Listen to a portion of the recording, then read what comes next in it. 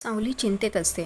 ती विठ्ठलाला म्हणते की इकडे जयंती वहिनीने जे काही केलं आहे आणि तिला आठवतं जयंती वहिनीने कशी तुळशीजवळ येऊन तिच्याकडनं वचन मागितलं असतं आणि हे सगळं करते ती. तेव्हा ती म्हणते आता जयंती वहिनी गप्प नाही बसणार. आई बाबांना ती सांगणार सगळं काही. ती काही जास्ती काळ ते दाबून ठेवू शकत नाही आणि हे जेव्हा आईबाबांना कळेल तेव्हा त्यांना काय वाटेल या चिंतेत सावली असते. आणि ती विठ्ठलाला म्हणते, विठ्ठला, आई बाबा आणि जगन्नाथजी यांची काळजी घ्या. आणि ती विठ्ठलाकडे बघते. दुसरीकडे जयंती आपला तमाशा सुरू करते. हे लोक का हिला एवढं बर्दाश्त करतात माहीत नाही. तिकडे घराच्या बाहेर उभं राहून थाळी घेऊन ते वाजवती आणि सगळ्या गावकऱ्यांना जमा करते हे ऐकण्यासाठी. इकडे तिचा नवरा, सासू सासरे सगळे येतात आणि म्हणतात काय चाललं आहे तुझं. तेव्हा ती म्हणते, ओ सासरे बुवा, तुम्ही आपला छाताड्यावर हात ठेवा आणि अहो सासूबाई, तुम्ही काहीतरी बघा बसायला मिळतं आहे का, कारण जे मी सांगणार आहे ते तुम्हाला धक्का बसणारे ऐकून. तेव्हा ती म्हणते, मी जेव्हा तिकडे गेलेली तेव्हा असं कळलं की सारंग आणि सावली याच्यामध्ये काही नवरा बायकोसारखं नातं नाही आहे. हे ऐकून सगळेजणच गप्प असतात. इकडे जयंतीचे सासू सासरे म्हणजे सावलीचे आईवडील एकमेकांकडे बघतात. इथे जयंती बघती, यांचे काही रिॲक्शनच येत नाही आहे, काही बोलतच नाही आहे, रडारड पण केली नाही आहे. म्हणून ती त्यांच्याजवळ येते आणि म्हणते, ओ सासूबाई, तुम्ही उभ्या उभ्याच गेलात का. सासरे बुवा, तुम्ही काय गेलात की काय उभ्या उभ्या, एवढा धक्का बसला की काय तुम्हाला. इकडे जयंतीचा नवरा म्हणतो, जयंती बस कर. त्याशिवाय तर त्याच्याकडे जयंतीच्या नवऱ्याकडे काही डायलॉगच नाही आहेत. आपल्या बायकोला कसं वटणीवर आणायचं, तिचं तोंड कसं गप्प करायचं हे काहीच त्या बायलाला माहीत नाही आहे. नुसता तिकडे येडासारखा उभा असतो, काय कामधंदा पण करत नाही, त्यामुळे तिची वर्चस्व चालूच असतं.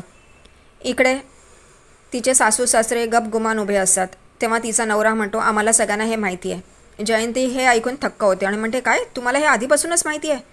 इथे तिचे सासू सासरे आणि नवरा तिथून निघून जातात. जयंती एकटी विचार करते, हे आतल्या गाठीतले निघाले, ह्यांना तर सगळं आधीपासून माहिती होतं कारण पण एका शब्दानेही बोलले नाही म्हणून. आणि ती विचार करत बसते. तिलोत्तमा आपल्या रूममध्ये बसलेली असते. तेवढ्यातच ऐश्वर्या तिच्याकडे येते आणि म्हणते, मॉम. तर इथे तिलोत्तमा म्हणते, मला माहिती आहे. ऐश्वर्या म्हणते, पण ती मुलगी परत आली घरी, तुम्ही येऊनच कसं दिलं तिला. इथे तिलोत्तमा म्हणते, जाऊन दे, मला माझ्या मुलावर सारंगवर विश्वास आहे. त्यांनी मला वचन दिलं आहे, त्यामुळे तो असं काहीच वागणार नाही. आणि तेवढ्यातच तिकडे रूममध्ये सारंग येतो आणि ऐश्वर्याला बघून इथे ऐश्वर्या त्याच्याशी बोलायला जाणार. तेवढ्यातच तो म्हणतो, वहिनी, मला तुझं मत माहिती आहे सावलीबद्दल, म्हणून आपण नको बोलायला ना प्लीज. इकडे तिलोत्तमा ऐश्वर्याला इशारा करते. ती तिथून निघून जाते. तिलोत्तमा सारंगला सांगते, हे बघ, तू मला वचन दिलंस, त्यामुळे त्या मुलीच्या नादाला तू लागणार नाहीस आणि तिला दूर ठेवणार. आणि या सगळ्या गोष्टी ऐश्वर्या दरवाजात उभं राहून ऐकत असते, या दोघांचं आई आणि मुलाचं काय चाललं आहे म्हणून. इथे सारंग म्हणतो, हो मला माहिती आहे, तू घाबरू नकोस म्हणून.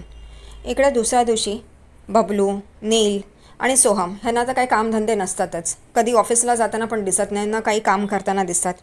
इकडे क्रिकेट मॅच खेळायला सुरुवात करतात आणि मुद्दामून सारंग जेव्हा ऑफिसला जायला तयार होतोय त्याला डिवचतात आणि म्हणतात, हा काय खेळणार, हा नाही खेळणार, जाऊन दे ऑफिसला, हा आता तसा खेळू नाही शकत म्हणून. इकडे सारंग म्हणतो, काय म्हणतात तुम्ही, तुम्हाला मीच शिकवलं आहे म्हणून. पण इथे सोहम म्हणतो, पण आता तू विसरलास ना, त्यामुळे आमच्याशी हरशील म्हणून तू जातोयस ऑफिसला. तो म्हणतो, अच्छा असं आहे. आणि तोही खालती मैदानात येतो आणि म्हणतो, बघूया आता, आपण मॅच खेळूयाच. इकडे तो आपला कोट टाकतो आणि मॅच खेळण्यासाठी तयार होतो. इकडे या लोकांची टीम तयार होते. नील, सोहम आणि बबलू एका टीममध्ये आणि बबलू त्या टीमचा कॅप्टन. दुसरीकडे अमृताबाईनी आणि सारंग एका टीममध्ये. पण त्यांच्या टीममध्ये एक मेंबर कमी असतो, त्यामुळे सोहम म्हणतो, तुमच्या टीममध्ये ते एक मेंबर कमी आहे. तेव्हा सारंग म्हणतो, बाबा आहेत ना. आणि इथे चंद्रकांतला बोलवतात. तो म्हणतो, चंद्रकांत, की मी तर एम्पायर बनणार, मी हे खेळणार नाही म्हणून.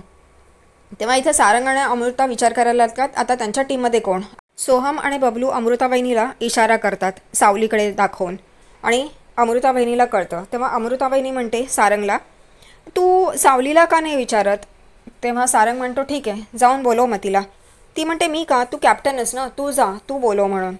तेव्हा तो शेवटी सावलीला बोलवायला म्हणून येतो. सावली इकडे किचनमध्ये भांडी धुवत असते. तो म्हणतो, सावली, तुला क्रिकेट खेळता येतं.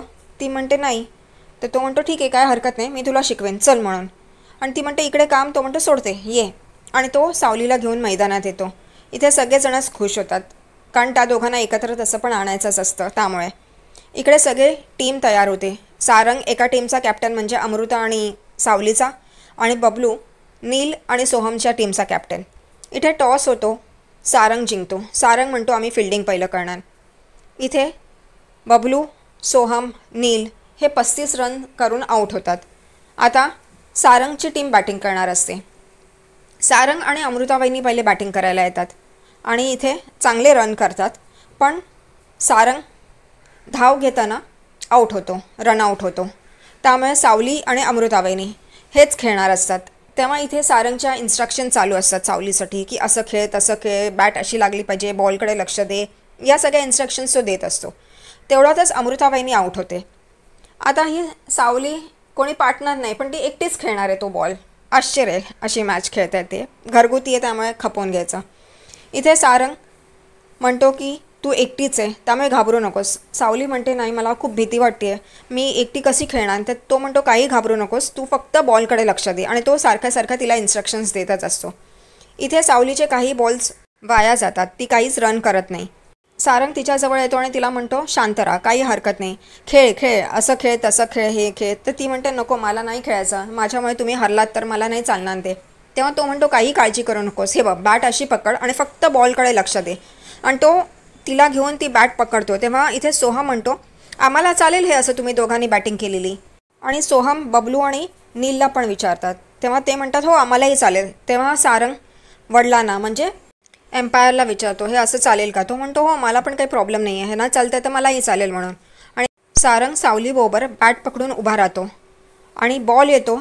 तसंच ते असा बॉल मारतात की तो 6 रन्स, त्यांना शेवटी 6 रन्सच हवे असतात जिंकायला आणि तेवढेच मिळतात. इकडे सारंग खूप खुश होतो जिंकल्यामुळे. तो आनंदाच्या भरात सावलीला मिठी मारतो आणि उचलतो. इकडे सावली एकदम डचकते, सगळ्यांकडे बघायला लागते. तसं सारंगलाही कळतं आपण काय केलं आहे म्हणून. तिला खालती ठेवतो आणि ते दोघं ऑकवर्ड पोझिशनमध्ये येतात कारण सगळेजणच बघून त्यांना हसत असतात.